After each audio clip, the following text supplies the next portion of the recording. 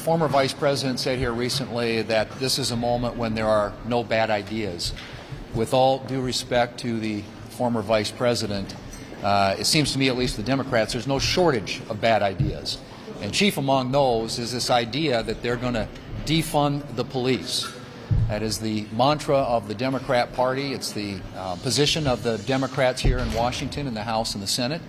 And as a consequence of that, Republicans are going to be forced to take care of the American people, because I think the question that most Americans, the question that's before us is, do we want to live in safety and security? And obviously the answer to that for most Americans, I think, is going to be yes.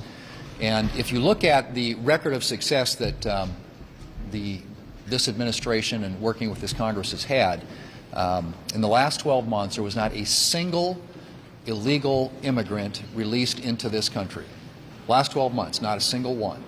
And you go back to just 2 years ago, under the Biden administration, there were literally thousands being released into the country every single day.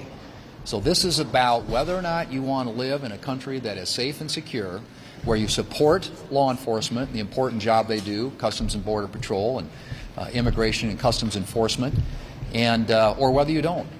And Republicans do. Republicans are going to have law enforcement's back. And so this week we're going to vote on the Secure America Act, which is a piece of legislation that will fund ICE and CBP not only for this year, but through the entirety of the Trump administration, because the Democrats have adopted a defund the police and open borders policy, which is incredibly detrimental to this country, and we're going to ensure that that doesn't happen.